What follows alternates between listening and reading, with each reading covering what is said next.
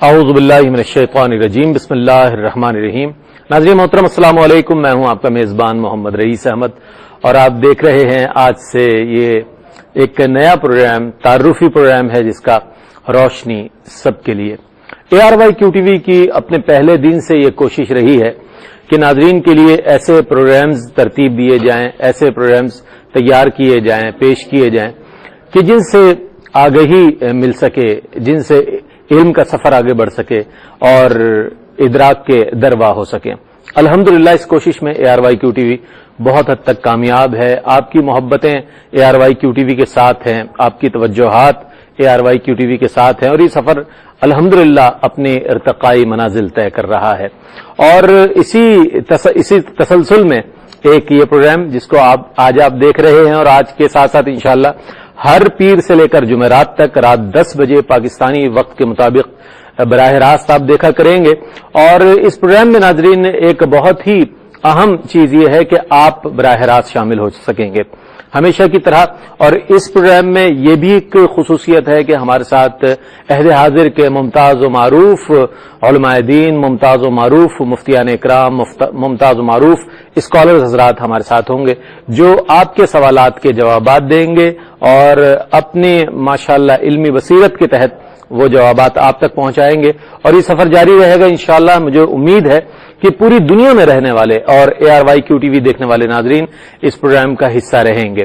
الحمدللہ یہ سفر ایک ایسا سفر ہے کہ جس پر ہم سب گامزن ہیں اور کوشش ہے کہ کچھ حاصل کر سکیں۔ ہر حوالے سے، ہر طبقے سے متعلق شخص جو ہے اس پروگرام کو دیکھ رہا ہوتا ہے اور انشاءاللہ دیکھے گا اور اس پروگرام میں شامل ہوگا اور متعلقہ مسائل کے حوالے سے جوابات ہم سے حاصل کرے گا۔ انشاءاللہ علماء دین ہمارے ساتھ موجود ہوں گے۔ آج جو میرے ساتھ پینل ہے وہ بہت ہی ممتاز و معروف شخصیات پر مشتمل پینل ہے۔ میرے دائیں جانب تشریف فرما ہے ممتاز و معروف عالم دین، ممتاز و معروف ہمارے ایک ایسے اسکالر کے جنہیں آپ سنتے ہیں، دیکھتے ہیں، پسند کرتے ہیں، مختلف پروگرامز میں آپ انہیں ملاحظہ فرماتے ہیں۔ علامہ سید مظفر حسین شاہ صاحب ہمارے ساتھ آج موجود ہیں۔ السلام علیکم۔ وعلیکم السلام ورحمۃ اللہ۔ اور آپ کے ساتھ تشریف رکھتے ہیں ممتاز و معروف شخصیت عہد حاضر کی علمی حوالے سے ماشاءاللہ اور تحقیقی حوالے سے بہت معروف شخصیت پروفیسر انوار احمد زئی صاحب۔ آپ اعلیٰ ثانوی تعلیمی بورڈ کے چیئرمین ہیں۔ آپ کو بھی میں خوش آمدید کہوں گا اور السلام علیکم۔ وعلیکم السلام۔ اور آپ کے ساتھ تشریف رکھتے ہیں ممتاز و معروف شخصیت جن کے پروگرامز آپ دیکھتے ہیں اور پوری دنیا میں جن کے پروگرامز کو بہت پسند کیا جاتا ہے اور تسلسل کے ساتھ ماشاءاللہ پروگرامز کرتے ہیں، مفتی ابو بکر صدیق شاذلی صاحب ہمارے ساتھ موجود ہیں۔ قبلہ السلام علیکم۔ وعلیکم السلام۔ آپ تینوں کو خوش آمدید کہوں گا آج کے پروگرام میں۔ اور چونکہ تعارفی پروگرام ہے، ناظرین کے لیے بھی یہ بتاتا چلوں کہ آج آپ اس پروگرام کے بارے میں بھی اپنی رائے دے سکتے ہیں کہ اس پروگرام کی آپ کتنی ضرورت کو محسوس کر رہے تھے اور اس پروگرام میں شامل ہونے کے لیے انشاءاللہ جو آپ کا جذبہ ہے وہ بھی ہمارے سامنے آئے گا جب آپ کی لائیو کالز اس پروگرام میں آئیں گی۔ تو علامہ صاحب آپ سے آغاز کرتے ہیں آج کے پروگرام کا اور اس دعا کے ساتھ آغاز کرتے ہیں کہ انشاءاللہ یہ سفر جو ہے ہمارا جاری رہے گا، کامیابی کے ساتھ جاری رہے گا اور پوری دنیا میں رہنے والے کسی بھی ملک، کسی بھی شہر، کسی بھی علاقے، کسی بھی قصبے، کسی بھی گاؤں، کسی بھی دیہات میں رہنے والے لوگ جو ہیں اس پروگرام میں شامل ہو سکتے ہیں اور اپنے اپنے مسائل کا حل معلوم کر سکتے ہیں اور جو بھی ذہن میں الجھن ہے یا وہ مشکلات جو آپ کے ذہنوں پر دستک دیتی ہیں ان مشکلات کا یقیناً آپ حل پوچھ سکیں گے۔ آج کے پروگرام کا آغاز کرتے ہیں۔ یہ فرمائیے علامہ صاحب کہ ایک مسلمان کے لیے دینی مسائل کا جاننا کتنا ضروری ہے؟ بسم اللہ الرحمن الرحیم۔ رب اشرح لی صدری ویسر لی امری واحلل عقدۃ من لسانی یفقہوا قولی۔ پہلے تو میں آپ کی وساطت سے QTV کو مبارکباد پیش کرنا چاہتا ہوں کہ ایک تسلسل کے ساتھ جس کو جہد مسلسل آپ کہیے کہ QTV نے مسلمانوں کی آگاہی کے لیے اور انہیں ضروری علم سے آشنا کرانے کے لیے اور اس کے ساتھ ساتھ اس کی تفسیر، اس کی تشریح کے حوالے سے، اس کی نسبت کے حوالے سے دیگر اور وہ علوم کے دریچے ان کے سامنے کھولے ہیں جو ایک مسلمان کے لیے، ایک انسان کے لیے بہت ضروری ہوتے ہیں۔ اور اسی میں سے ماشاءاللہ ایک خوبصورت باب جو ہے وہ آج کا یہ آپ کا پروگرام ہے روشنی۔ میں اس حوالے سے عرض کرنا چاہوں گا کہ جس طرح کہ آپ نے ارشاد فرمایا کہ مسلمانوں کو سیکھنے سکھانے کے حوالے سے اسلام کیا تعلیم دیتا ہے، تو یہ تو ایسی بات ہے کہ اس کے بارے میں کیا کہا جائے۔ اسلام تو اصل میں علم کا دائی ہے اور اسلام نے اس علم کے فروغ کے لیے اور اصل علم کو کمال تک پہنچانے کے لیے اور اس انسان کے باطن میں موجود جملہ صلاحیتوں کو تو ابھارنے کے لیے اور اس کی صلاحیتوں کو اجاگر کرنے کے لیے بطور بوساطت علم کے جو کام کیا ہے، یہ کسی اور مذاہب کو یہ چیز حاصل نہیں ہوئی. اسلام نے مسلمان کے لیے تو خاص طور پر اس چیز کو موقت کیا. قرآن کریم میں ایک نہیں متعدد آیت کریمہ، جس طرح کی گفتگو چلے گی آپ علماء سے سنیں گے، آیت کریمہ موجود ہے. احادیث میں علم حاصل کرنے کی ایسے ایسے فضائل موجود ہیں جو شاید کسی اور نیک عمل کے ارتکاب پر، کسی ایک نیک عمل کو برتنے پر وہ چیزیں حاصل نہ ہو سکتی ہے جو محض علم کے طور پر حاصل ہوتی ہے. کیا اسلام نے عمل کے اوپر علم کو مقدم کیا ہے. اس سے آپ اسلام کا مشن اور مسلمان کے لیے کس قدر یہ ضروری دیکھ سکتے ہیں. فقہاء محدثین سے یہ بات پوچھی گئی اور اسلام کا مزاج سمجھنے کے لیے بات کی گئی کہ ایک بندہ مسلسل عمل پہ عمل کر رہا ہے نیک، اور ایک علم حاصل کر رہا ہے، لیکن اس سے قطع نظر کہ وہ عمل کر رہا کہ نہیں کر رہا، لیکن ایک بات صرف یہاں پر یہ پوچھی جا رہی ہے، عمل تو اسے کرنا ہے کیونکہ عمل اور علم یہ چولی دامن کا ساتھ ہے. ٹھیک ہے، بغیر اس کے بندہ علم کی اصل چاشنی سے مستفید نہیں ہو سکتا. لیکن اس کے باوجود یہ بات ذکر کی گئی کہ عمل کے اوپر بہرحال یہ تو بات مسلم ہے کہ علم فوقیت رکھتا ہے، علم والا فوقیت رکھتا ہے. اور حضور کی بڑی مشہور حدیث جو میرے آقا سراج الامہ حبر الائمہ حضرت امام اعظم ابو حنیفہ رحمۃ اللہ علیہ سے بھی یہ سند آتی ہے کہ طلب العلم فریضۃ علی کل مسلم، کہ ضروری علوم جو عقائد و نظریات اور احکام کے لیے جو ضروری علم ہے، چاہے وہ عبادات کی ضروریات کے حوالے سے ہو، چاہے وہ نظریات کی ضرورت کے حوالے سے ہو، چاہے معاشرتی ضرورت کے حوالے سے ہو، یا ریلیشن اور رشتہ دار اور معاشرتی زندگی کے دیگر شعبوں کے اصول اور مبادیات کے حوالے سے ہو، وہ علم حاصل کرنا ہر مسلمان پر فرض ہے. ٹھیک. اچھا زئی صاحب آپ کی جانب آؤں گا. یہ فرمائیے کہ ایک مسلمان کے لیے کتنا ضروری ہے مسائل کا سیکھنا، سمجھنا، اس کی اہمیت، افادیت، چونکہ یہ ایک ایسا موضوع ہے کہ جس کو میں سمجھتا ہوں کہ صرف نظر کرتے ہیں. عام طور پر اس بات کی اہمیت کو محسوس نہیں کرتے کہ آیا ہم ایک مسلمان ہیں تو ہمارے لیے مسائل کا جاننا کتنا ضروری ہے. کچھ فرمائیے گا. بسم اللہ الرحمن الرحیم. پہلے تو میں حضرت کے اس خیال سے مکمل طور پر اتفاق کروں گا کہ آپ کے چینل نے ARYQ-TV نے واقعتاً ایک تحریک کی صورت اختیار کر لی ہے اب الحمدللہ. اور صورتحال یہ ہے کہ آپ دریا کو پیاسوں تک پہنچا رہے ہیں. واہ. یہ عجیب بات ہے کہ ایک وقت تھا، ایک زمانہ تھا کہ جب طلب علم کے حوالے سے اساتذہ کے پاس جاتے تھے اور اپنی مشکلات بیان کر کے اس کا حل تلاش کرتے تھے اور واپس متمتع ہو کر آتے تھے. آپ نے یہ کیا ہے کہ ان سوالات کے اور مفتی صاحب جیسے اور شاہ صاحب جیسے برگزیدہ اور اکابر شخصیات کو سامنے لا کے ان تک ان تمام معاملات کو پہنچایا ہے جو ان کی ذہنوں میں ابھر رہے ہیں. آپ کے اس سوال کے جواب میں عرض کروں کہ دیکھیے، دین اسلام چونکہ مکمل ضابطہ حیات ہے، بالکل، اور یہ مسلمان کو دوسرے مذاہب پر چلنے والے لوگوں سے ممیز و ممتاز کرتا ہے. بے شک. یہ جو امتیاز ہے ان کی، وہ ان کی شان ہے. صرف امتیاز نہیں ہے، یہ شان ہے. لیکن جب تک انہیں معلوم نہ ہو کہ ان کا امتیاز کیا ہے اور وہ کن کن چیزوں کی وجہ سے دوسروں سے ممیز ہیں، وہ اپنی اس شان کو حاصل نہیں کر سکتے. اس لیے ایک مسلمان کو اسلام کے احکام اور طریق زندگی اور معاشرت اور معیشت، عبادات کے ساتھ ساتھ اگر اسے نہیں معلوم تو اس کا مطلب یہ ہوا کہ وہ ابھی تک یہی سمجھ رہا ہے کہ عبادات ہی کافی ہیں. یہ مکمل ضابطہ حیات ہے. جب تک معلوم نہیں ہوگا اسے ان کے نکات کا اور جزیات کا، اس وقت تک وہ مکمل طور پر اپنے آپ کو ممتاز مسلمان نہیں کہلوا. کیا آپ کی اجازت سے کالر کو لے لیتے ہیں؟ السلام علیکم. السلام علیکم رئیس بھائی، کیسے ہیں آپ؟ جی الحمدللہ.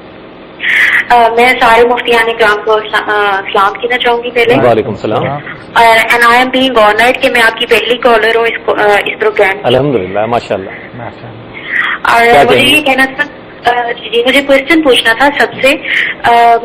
یہ ہے کہ جیسے میرے سامنے مطلب ٹی وی پہ سارے یہ اسکالرس ہیں اور میں کانسٹینٹلی آپ کے پروگرامس دیکھتی ہوں، لیکن ہم لوگوں میں سے بہت سارے لوگ ایسے ہیں جو کہ لیٹس سپوز کیمسٹ ہیں یا انگلش لٹریچر کو پڑھاتے ہیں، ان کی ساری زندگی جو ہے وہ اسی میں ہی گزر جاتی ہے. تو کیا وہ ایسے لگتا ہے جیسے مطلب یہ مفتیان کرام نے جو نالج ان کا ہے، جو انہوں نے علم حاصل کیا ہے، وہ تو ایک ٹریک پہ چل رہے ہیں، تو کیا وہ مطلب ان کا اینڈ کیا ہوگا؟ اس کے لیے کیا حکم ہے اور وہ کس طرح سے مطلب क्या उनकी आखिरत बन जाएगी؟ ٹھیک ہے، بہت اچھا سوال ہے. اچھا، یہ ایک سوال جو آپ کا آیا ہے، اس سے ایک یہ چیز بھی سامنے آتی ہے کہ ہمارے جو ناظرین ہیں وہ سوچتے ہیں اور سوچ کر ایک ان کے ذہن میں ایک سوالیہ نشان بنتا ہے اور اس کے بعد علماء دین سے رجوع کرتے ہیں. یہ ایک اصلاح کا بہت اچھا طریقہ ہے، مناسب طریقہ ہے. مفتی ابوبکر صدیق شاذلی صاحب ہمارے ساتھ موجود ہیں. اس پروگرام کا حسن یہ بھی ہوگا انشاءاللہ کہ جیسے ہی آپ سوال کریں گے انشاءاللہ فوراً آپ کو جواب دیا جائے گا اور کسی قسم کا آپ کو انتظار نہیں کرنا پڑے گا. اور اسی انشاءاللہ حسن کے ساتھ ہی پروگرام جاری رہے گا اور جتنے کالرز ہمارے ساتھ شامل ہوں گے ان کے جوابات دیے جائیں گے. مجھ سے آپ کچھ فرمائیے گا اس حوالے سے جو ہماری بہن نے سوال کیا ہے، پھر انشاءاللہ جو میرے پاس سوال ہے وہ یہ سوال کی طرح میں سمجھ نہیں سکا. اچھا، ہم آپ کے لیے ضرور اس کو دوہرا دیں گے سوال کو. انہوں نے غالباً یہ کہا ہے کہ وہ لوگ کے جو معمول کی زندگی گزارتے ہیں اور پڑھا بھی رہے ہیں اور اپنا کام بھی کر رہے ہیں، لیکن آپ کا تخصص یہ ہے کہ آپ دین کی خدمت بھی کر رہے ہیں اور جانتے بھی ہیں دین کو مکمل، تو آپ کے مقابلے میں ان لوگوں کی زندگی کیا برحق کی طرف لے جائے گی انہیں؟ لے جائے گی. جی جی. دیکھیں کیا ان کے لیے نجات ممکن ہوگی کہ وہ تو جانتے نہیں ہیں، پورا علم رکھتے نہیں ہیں اور اپنی زندگی جو کی توں گزار رہے ہیں. دیکھیں اسلام جو ہے بڑا حکمت بڑا مذہب ہے الحمدللہ، اور اس میں ہر شخص کو اس کا اپنا مقام دیا گیا ہے. اگرچہ کہ اسلام نے علم کے حصول پہ بہت زور دیا ہے، مگر ہر شخص پہ فرض یا واجب نہیں کیا کہ وہ عالم دین بن جائے. عالم دین بننے کے لیے جو قرآن مجید فرقان حمید کی جس آیت طیبہ سے استدلال کیا جاتا ہے، اس آیت طیبہ میں فرمایا کہ لولا نفر من کل فرقۃ طائفۃ، کہ ایسا کیوں نہیں ہوتا کہ ہر گروہ میں سے جو ہے ایک جماعت نکل جائے علم دین حاصل کرنے کے لیے. تو اس میں پوری امت کو نہیں کہا کہ سب کے سب اس کام کے لیے نکل پڑے، کیونکہ دنیا کی زندگی ہے اور اس کے اندر مختلف لوگوں کو مختلف ذمہ داری ادا کرنی ہوتی ہے، تو ہر ایک کو اس کا مکلف نہیں کیا گیا.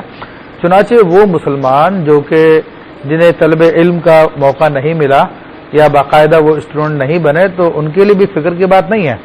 وہ اپنے ضرورت کے مطابق جتنا علم ان کے لیے ضروری ہے اتنا علم سیکھ لیں.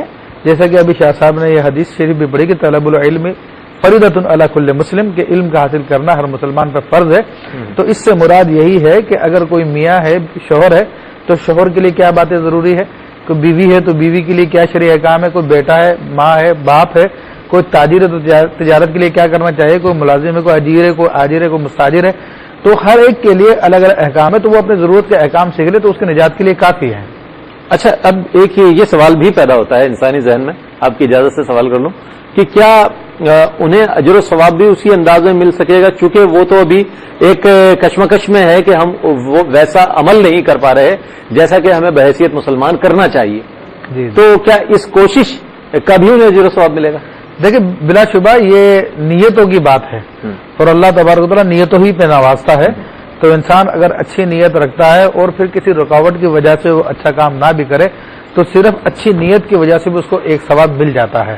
لیکن بہرحال ایک عالم کا ثواب اور ایک عام آدمی کا ثواب تو وہ برابر نہیں ہو سکتا، کیونکہ نبی کریم صلی اللہ علیہ وسلم کی حدیث مبارکہ ہے فضل العالمی علی العابدی کفضلی علی ادناکم، کہ عالم کی فضیلت ایک عبادت گزار پر ایسی ہے جیسے کہ میری فضیلت تمہارے ادنا ترین آدمی پر ہے. اور ایسے مطلب کہ بہت ساری فضیلتیں ہیں اس کو حاصل نہیں کیا جا سکتا. ٹھیک ہے مفتی صاحب، اس بات سے تو یہ بات بالکل سامنے آ گئی کہ علم کا حاصل کرنا کتنا ضروری ہے. جی. اور ناظرین، وقفے پہ جانے سے قبل ایک بات عرض کرتا چلوں کہ ادیان عالم پر اگر آپ نظر ڈالیں تو جتنا دین اسلام میں علم کے حاصل کرنے کے حوالے سے احکامات ملتے ہیں کسی اور دین میں نہیں ملتے. تو یہی بات ہے، یہی وجہ ہے کہ جو اس کا اجر و ثواب ہے وہ بہت زیادہ بڑھ جاتا ہے. حاضر ہوتے ہیں ایک مختصر سے وقفے کے بعد، ہمارے ساتھ رہیے گا. روشنی سب کے لیے، روشنی روشنی سب کے لیے، روشنی روشنی سب کے. خوش آمدید ناظرین، آپ دیکھ رہے ہیں پروگرام روشنی سب کے لیے. الحمدللہ ARYQ TV نے آج سے اس پروگرام کا آغاز کیا ہے. تعارفی پروگرام ہے اور تعارفی پروگرام میں آج ہمارے ساتھ موجود ہیں علامہ سید مظفر حسین شاہ صاحب، آپ کے ساتھ تشریف فرما ہیں پروفیسر انوار احمد زئی صاحب، اور آپ کے ساتھ تشریف فرما ہیں مفتی ابوبکر صدیق شاذلی صاحب. آپ یہ پروگرام دیکھتے رہیں گے انشاءاللہ، اور روزانہ ہم آپ کے ساتھ ہوں گے پیر تا جمعرات رات 10 بجے پاکستانی وقت کے مطابق ہم آپ کی خدمت میں حاضر ہوں گے براہ راست. اور آپ ہمارے ساتھ ہوں گے انشاءاللہ. ایک کالر ہے. السلام علیکم. السلام علیکم. السلام علیکم. السلام علیکم. وعلیکم السلام. جی کون صاحب ہیں جناب اور کہاں سے؟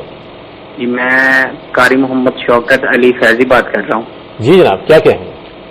میں یہ کہنا چاہتا ہوں کہ آدمی جو یعنی کہ ایکسیڈنٹ ہوتا ہے وہ اس کی موت ہو جاتی ہے, پھر اس کا جو ہے نا پوسٹ مارٹم کرتے ہیں تو پھر اس کا سب کچھ نکال لیتے ہیں, مغز بھی نکال لیتے ہیں اور اندر کی سب چیزیں نکال لیتے ہیں. تو اس سے آپ یہ بتائیں کہ ان لوگوں کا پھر کیا حال ہوگا, یعنی کہ وہ جو سب کچھ نکال لیتے ہیں یہ کس وجہ سے نکال لیتے ہیں, یا پھر یہ نکالنا تو نہیں چاہیے نا ان کو, یا آخر کیوں کرتے ہیں؟ پھر ان لوگوں کے بارے میں آپ یہ بتائیں کہ ان کا پھر کیا حال ہوگا, ان کی بخشش ہوگی یا نہیں ہوگی, یہ کیوں کرتے ہیں؟ بس اس موضوع پہ جو ہے نا میں یہ پوچھنا چاہتا ہوں, یہ سوال ہے میرا اور یہ مجھے جواب چاہیے. بہت شکریہ جناب, بہت کرنٹ سوال اور ایسا سوال کہ جو ہر ذہن میں ابھرتا ہوگا, یقیناً ابھرتا ہے.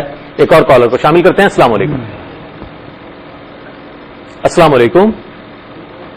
وعلیکم السلام. جی کون صاحب ہیں جناب اور کہاں سے؟ ذرا آپ اپنے ٹیلی ویژن سیٹ کی آواز بند کر دیں اور ہمیں سنیں تاکہ ہم آپ کی آواز سن سکیں. سر میرا یہ مسئلہ ہے. جی جی یہ آپ سن پا رہے ہیں؟ ہلو. جی جی فرمائیے. ہمارے اوپر, ہمارے گھر کے اوپر آ کر. اچھا کال ڈراپ ہو گئی, کوئی بات نہیں, آپ دوبارہ انشاءاللہ کوشش کیجیے گا تو آپ ہمارے ساتھ ہوں گے. مفتی صاحب کیا فرمائیں گے آپ؟ ہمارے جو کالر ہیں انہوں نے کہا کہ پوسٹ مارٹم ہوتا ہے, اعضائے جسمانی نکال لیے جاتے ہیں اور اس کے بعد پھر جو معاملات ہوتے ہیں, آپ فرمائیے کہ اس سے کیا ان کے ذہن میں جو سوال ہے اس کا جواب آپ میں چاہوں گا, آپ تینوں سے لوں گا لیکن پہلے آپ فرمائیے گا. دیکھیں اس حوالے سے پوسٹ مارٹم کے حوالے سے کہ ہونا چاہیے نہیں ہونا چاہیے, علماء کے مختلف نظریات ہیں, لیکن خاص طور پہ جو کوشچن انہوں نے کیا ہے کہ ایکسیڈنٹ والے کے اعضاء وغیرہ نکال لیے جاتے ہیں, تو اخلاقی اعتبار سے یہ بات درست نہیں ہے, بلکہ جو لوگ اس کے مطلقاً جواز کے قائل ہے, جو لوگ یوں کہہ لیجیے کہ غیر مسلم بھی ہے, تو وہ بھی اس بات کو لائق نہیں کرتے کہ کسی کے اعضاء کو اس کی اجازت کے بغیر اس کے جسم سے نکال لیا جائے. تو یہ تو بہرحال اچھی بات نہیں ہے, اور اگر کوئی نصیحت کرتا وصیت کرتا ہے اس بات کی تو اس میں بہرحال اختلاف ہے کہ نکالنے چاہیے نہیں نکالنے چاہیے. لیکن اصل ان کا کوشچن یہ تھا کہ کیا ان لوگوں کو بخشش ہوگی؟ تو دیکھیں ظاہر ہے کہ ایکسیڈنٹ کرنے والے نے تو نہیں کہا تھا کہ میرے ساتھ ایسا کیا جائے اور میرے اعضاء نکال لیے جائے, تو اس میں اس کا کوئی قصور نہیں ہے اور نہ اس کا وہ ذمہ دار ہے, تو اس اعتبار سے اس کا کوئی معاملہ نہیں ہوگا. البتہ جن لوگوں نے یہ کام کیا ہے ان کے بارے میں اس سے باس پرس ہوگی کہ تم نے حادثہ تو اتفاقاً ہے مفتی صاحب, حادثہ جو ہے یہ اتفاقیہ ہے. جی جی جو جس سے حادثہ کا سبب بن رہا ہے اسے بھی نہیں معلوم تھا کہ یہ حادثہ. تو میں شاہ صاحب کی جانب آؤں گا. شاہ صاحب اسے کیا کہیں گے, چونکہ کیا وہ اس کا بھی مواخذہ ہوگا جس کے جو سبب بنا ہے حادثے کا, اور جس کا جو پوسٹ مارٹم ہوا ہے اس کا خاتمہ کس طرح ہوگا؟ وہ اصل میں کالر جو سوال لے کر آئے ہیں بڑا اہم اور کرنٹ سوال ہے. دیکھیے پوسٹ مارٹم کے حوالے سے تو قبلہ مفتی صاحب نے دو نظریے آپ کے سامنے ذکر کر دی ہیں, ایک جواز کا ایک عدم جواز کا. دراصل اس پہ نصوص موجود ہے کہ غسل کے دوران بھی حضور علیہ الصلوۃ والسلام کا ارشاد ہے کہ میت کے جسم پر ہاتھ ہلکا رکھا جائے, ٹھیک ہے, اس کی قبر پر نہ بیٹھا جائے, اس سے کہ میت کو اس سے درد اور تکلیف پہنچتی. ایک بات, اس احادیث اور ان تمام قرینوں کو سامنے رکھ کر یقیناً اس کا جواز کا فتویٰ تو نہیں دیا جا سکتا, ایک بات. لیکن یہ ہے کہ بعض صورت تفتیش و تحقیق کی ہو جاتی ہے کہ ایک شخص کو قتل کر دیا گیا جس پر الزام لگ گیا کہ بھائی اس کی گولی سے خدا نہ کرے مر گیا ہے. اب یہ ہوا کہ نہیں ہوا, اس سے گولی لگی کہ نہیں ہوئی, تو کسی ایک شخص پر الزام صحیح یا غلط لگ رہا ہے, اس کی تحقیق کے اگر کیا جائے تو اس میں گنجائش ضرور نکل سکتی ہے کہ جناب اس میں اس کی تفتیش و تحقیق کے لیے پوسٹ مارٹم کی صورت بنے. لیکن یہاں پر دو صورتیں, وہ یہ کہہ رہے ہیں جس کا پوسٹ مارٹم ہوا وہ کیا ہے, تو دیکھیے اگر وہ صاحب ایمان ہے اور ایکسیڈنٹ موت اور اچانک اور ناگانی موت کو تو شہادت کی موت قرار دیا گیا ہے, وہ بندہ تو یقیناً جنتی اہل ایمان ہے.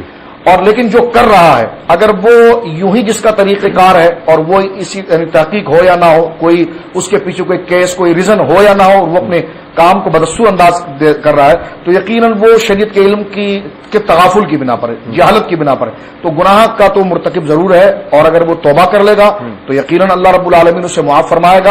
اور اگر وہ توبہ نہ کر سکا اور انتقال کر گیا تو جیسا مصطفیٰ نے فرمایا بالکل درست ہے کہ اللہ کی بارگاہ میں سے پوچھا جائے گا کہ تو نے اس شخص کو کیوں اذیت پہنچائی.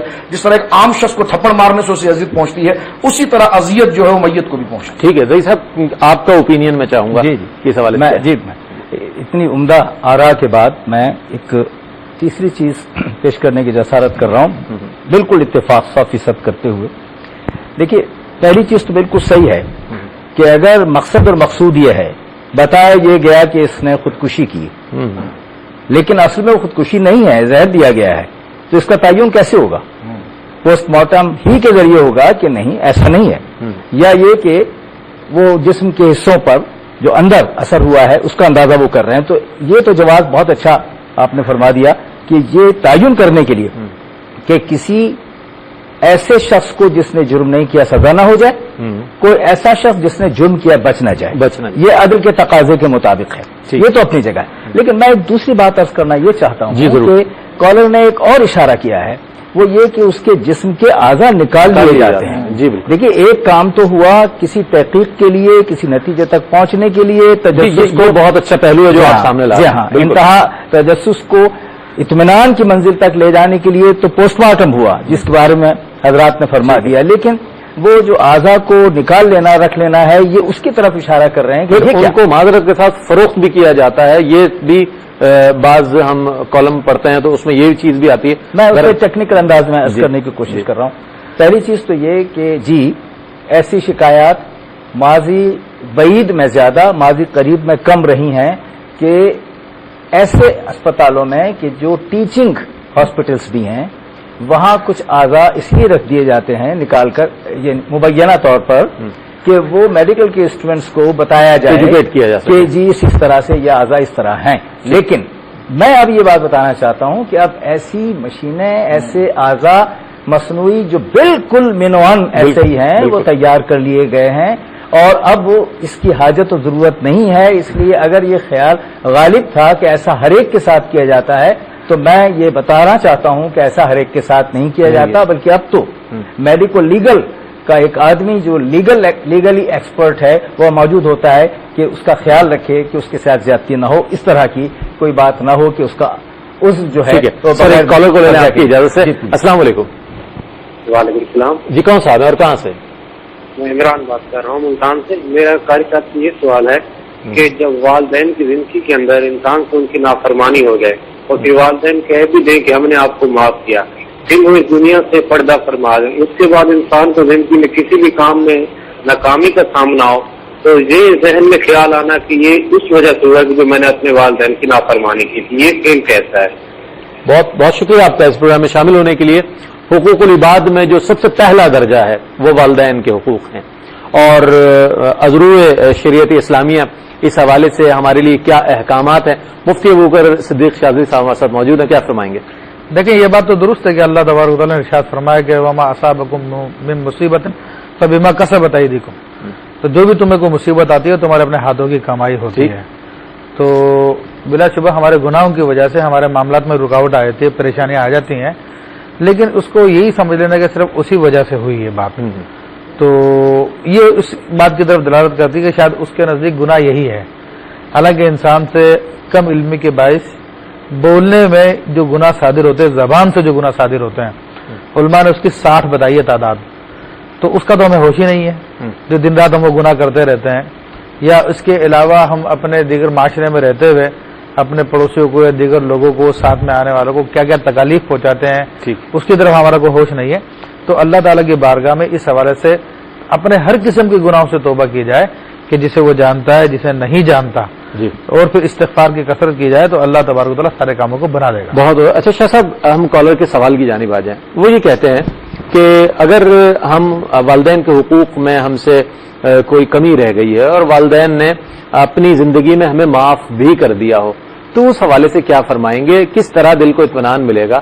کس طریقے سے ہم ان کی دنیا میں رہتے ہوئے دنیا سے پردہ کر جانے کے بعد بھی ہمارا دل جو ہے مطمئن ہو جائے کہ ہمارے والدین ہم سے راضی خوشی گئے ہیں اس دنیا سے؟ دیکھیے، جو ان کی طلب ہے اس کے دو پہلو ہو سکتے ہیں. ایک پہلو اعلیٰ طریقے کا وہ یہ ہے کہ یقیناً اس تذبذب کے اندر رہنا اور کثرت استغفار کرنا یہ ایمان کا تقاضا ہے. جبکہ وہ کہہ چکے ہیں کہ جناب میرے والد گرامی والدین نے مجھے معاف کر دیا ہے، تو یقیناً جب انہوں نے معاف کر دیا ہے تو عند اللہ معاف ہے. ٹھیک ہے. اور اب وہ انتقال کر گیا، اب یہ بولتے ہیں کہ جناب مجھے جو مصیبتیں آ رہی ہیں کیا اس وجہ سے آ رہی ہے کہ میرے والدین مجھ سے ناراض تھے؟ تو آپ کے سامنے تو یہ سامنے بات موجود ہے کہ انہوں نے معاف کر دیا. ٹھیک ہے, اگر آپ کے دل میں ہے کہ جناب وہ آپ سے ناراض تھے تو اس کا ایک حل موجود ہے کہ ان کی قبر پر جایا جائے اور ان کے لیے صالح ثواب کیا جائے, ان کی طرف سے صدقات کیا جائے, ان کی طرف سے استغفار کیا جائے.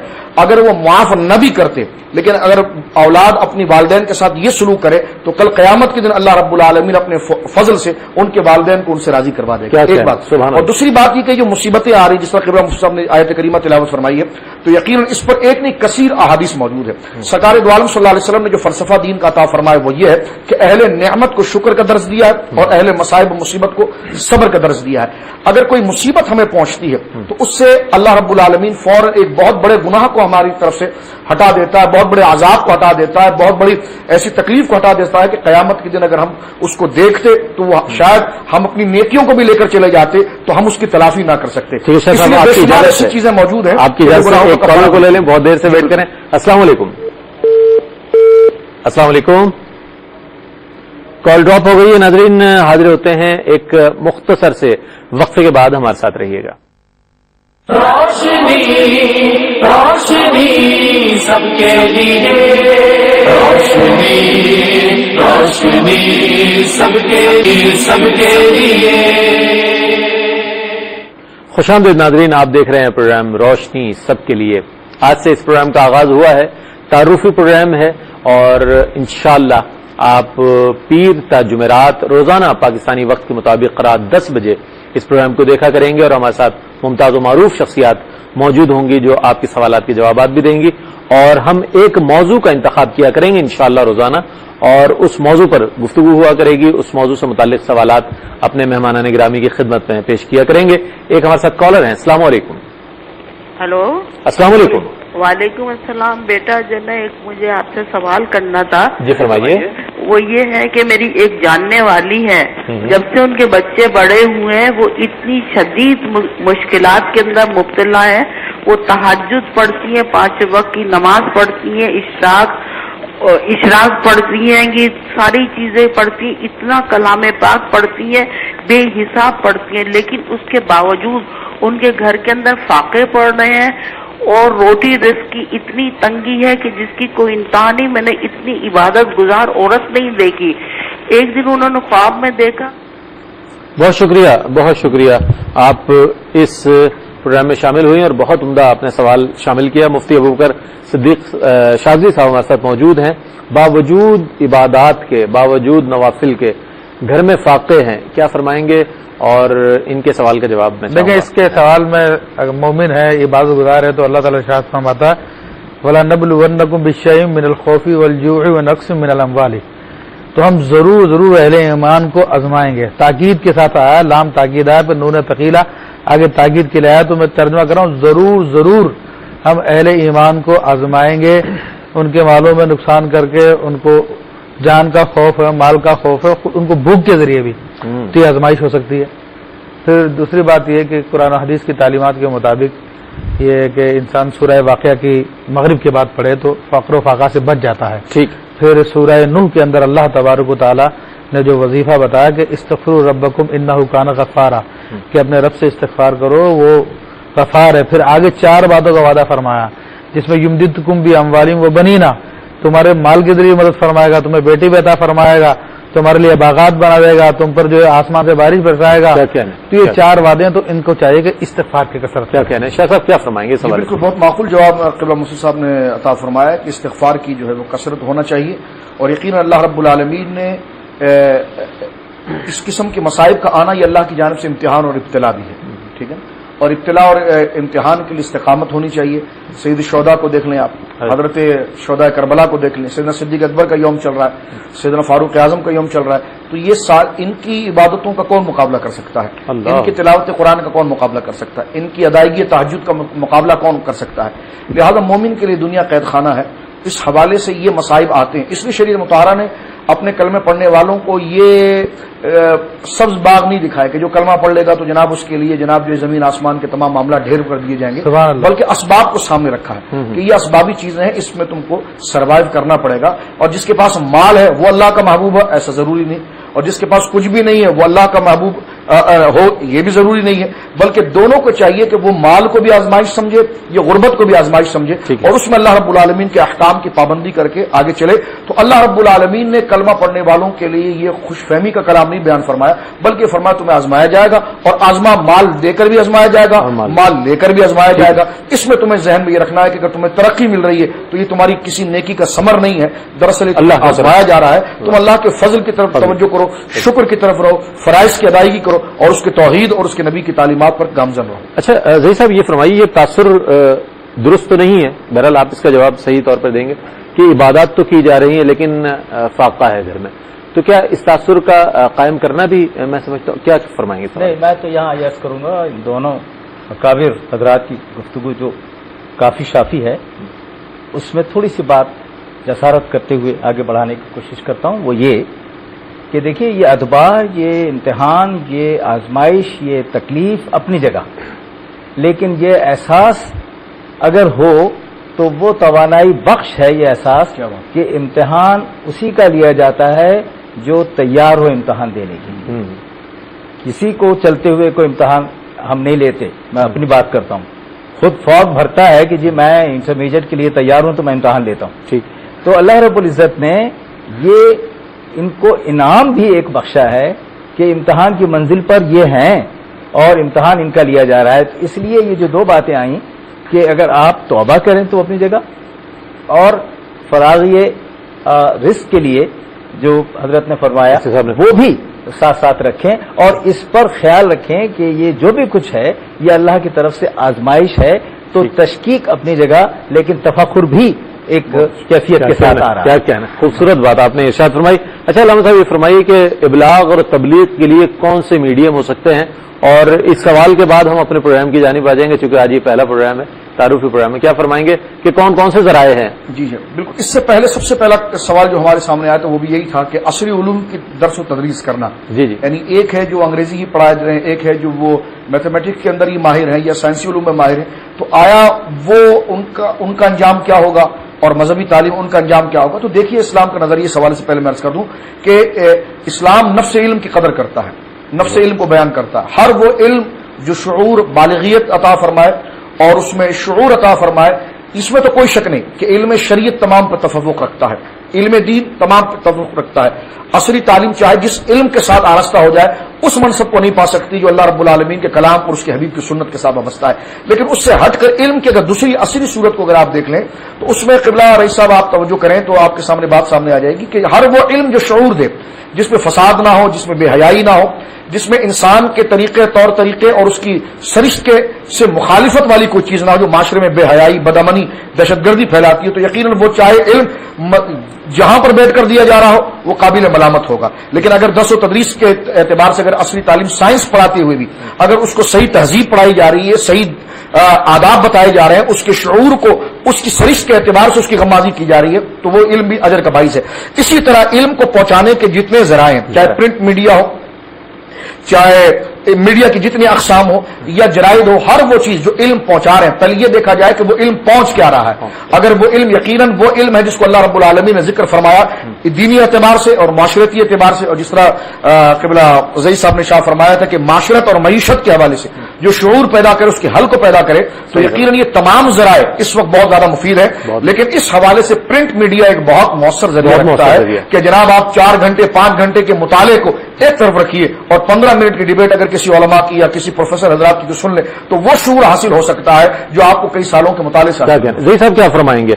मीडियम्स के हवाले से बात हो रही है, क्या फरमाएंगे? मैं अर्ज करूं कि एक वक्त था कि जिसे हम इबलाग का अहद कहते थे और ये अहद ज़राए इबलाग का अहद है। ज़राए इबलाग का अहद, वो इबलाग का अहद था, रूह असल थी।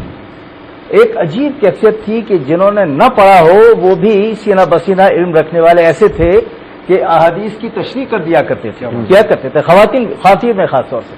तो वो अहद था। अब आज क्योंकि ज़राए इबलाग की बात है इसलिए मौसर तरीन जो जरिया है वो ही सबसे ज्यादा असरअंदाज होता है। ठीक है। इसमें एक अहम बात यह है कि जब हम कोई जरिया अपनाते हैं, एक वक्त में तकरीर जरिया थी, फिर तहरीर जरिया हुई और अब یہ جو الیکٹرانک میڈیا کے ذریعے سے بات جا رہی نشر و ہے، اشاعت اب ایک نشر و اشاعت، ٹھیک۔ یہ اس قدر مؤثر ہے، اور نہ صرف مؤثر ہے بلکہ وہ فکر کو آگے بڑھا رہی ہے، جس کو کہ اصطلاحاً کہا گیا ہے طرز احساس۔ طرز احساس، میں عرض کروں کہ مفکرین نے یہ کہا ہے کہ ہر عہد کی ایک طرز احساس ہوتی ہے، ٹھیک، اس طرز احساس میں ارتقا نہ ہو تو فکری انقلاب نہیں آتا۔ واہ، اچھی بات۔ فکری انقلاب کے لیے ذریعہ ابلاغ اور وہ جو مؤثر ترین ہے۔ کیا کہنا ہے مفتی صاحب، کیا فرمائیں گے اس حوالے سے؟ اور جب نشر و اشاعت کی بات آ گئی تو ARYQ TV کا نام سامنے آ جاتا ہے کہ دین اسلام کی ترویج، تبلیغ اور اشاعت جس طریقے سے ARYQ TV کے حوالے سے کی جا رہی ہے اور پوری دنیا میں رہنے والے اس سے روشنی حاصل کر رہے ہیں، کیا فرمائیں گے؟ اور آج کے ہمارے پروگرام کا عنوان بھی، اس پروگرام کا عنوان بھی روشنی سب کے لیے ہے، کیا فرمائیں گے؟ دیکھیں ماشاءاللہ یہ ذرائع ابلاغ تو بہت سارے ہیں، لیکن ان میں جو مؤثر ترین ہے وہ ٹیلی ویژن ہے، ٹھیک، کیونکہ پہلے تربیت اولاد ہوا کرتی تھی ماں کی گود میں، اور ماں اپنے بچے کو جب گود میں لیتی تھی، سلاتی تھی تو باقاعدہ اسے اچھی باتیں بتاتی تھی، صحابہ کے واقعات بتاتی تھی، حضور صلی اللہ علیہ وسلم کی سیرت بتاتی تھی، اچھی پیاری پیاری لوریاں سنایا کرتی تھی۔ لیکن اب زمانہ ایسا آ گیا کہ ٹیلی ویژن سارا ٹائم لے لیتا ہے، پورے گھر والوں کا ٹائم لے لیتا ہے، ماں کا بھی لے لیتا ہے، بیٹی کا بھی لے لیتا ہے، بہن کا، سب کو اپنے سامنے بٹھا لیتا ہے۔ تو اب اس پہ جو چلایا جاتا ہے تو لوگ خود بخود اس کو سیکھ رہے ہوتے ہیں، کیونکہ انسان کی نیچر امیٹیٹیو ہے، وہ جو بھی سیکھتا ہے اس کی نقل کرتا ہے وہ، ٹھیک، تو یہ جو کچھ سیکھ رہا ہوتا ہے تو اس کے اثرات بچے پہ بھی پڑتے ہیں، بچے کی ماں پہ بھی پڑتے ہیں۔ ٹھیک، تو اس زمانے میں اگر میں کہوں کہ سب سے بڑا مربی، چاہے وہ پازیٹو سائڈ ہو چاہے نیگیٹو سائڈ ہو، وہ ٹیلی ویژن ہے، تو یہ غلط نہیں ہوگا کہ سب سے زیادہ انسانوں پہ یہ اثر انداز ہو رہا ہے۔ اثر انداز، بہت اس شکریہ حوالے سے ARY کے حوالے سے ماشاءاللہ، خاص طور پر QTV کے حوالے سے تو اس کی خدمت کا اعتراف پوری دنیا کر رہی ہے، جہاں پر بھی جاتے ہیں الحمدللہ لوگ اس کو تسلیم کرتے ہیں، واقعی ہماری زندگیوں میں روشنی داخلی کرتے ہیں، بہت شکریہ ادا کروں گا علامہ سید مظفر حسین شاہ صاحب آپ کا، اور پروفیسر انوار احمد زئی صاحب آپ کا، اور ہمارے مفتی ابو بکر صدیق شاذلی صاحب، آپ تینوں حضرات نے بہت خوبصورت گفتگو فرمائی۔ اس بات کا مجھے احساس ہے، ناظرین کو بھی ہوگا، کہ وقت مختصر تھا لیکن بہت جامع گفتگو، مختصر وقت میں آپ نے بہت جامع گفتگو فرمائی۔ ناظرین، یہ جو ایک دور ہے اس کو گلوبل ولیج کا ایک آپ نام دے سکتے ہیں کہ لوگ بہت قریب آ گئے ہیں، اور جب قریب آ گئے ہیں تو کوئی اصلاح کی بات ہونی چاہیے، کچھ روشنی پہنچانی چاہیے، آگہی پہنچانی چاہیے۔ تو ARYQ TV نے جو سلسلہ آج سے آغاز کیا ہے روشنی سب کے لیے، مجھے امید ہے کہ پوری دنیا میں رہنے والے جہاں جہاں مسلمان آباد ہیں، جہاں جہاں ARYQ TV دیکھا جاتا ہے، انشاءاللہ اس پروگرام میں شامل ہوں گے ہمارے ناظرین اور روشنی حاصل کریں گے، چونکہ اس پروگرام کا نام ہی روشنی سب کے لیے ہے۔ اس کے ساتھ ہی اپنے میزبان محمد رئیس احمد کو اجازت دیجیے، انشاءاللہ کل رات 10 بجے آپ سے ملاقات کریں گے، تب تک کے لیے اللہ حافظ۔ روشنی روشنی سب کے لیے، روشنی روشنی سب کے لیے، روشنی روشنی سب کے لیے، روشنی روشنی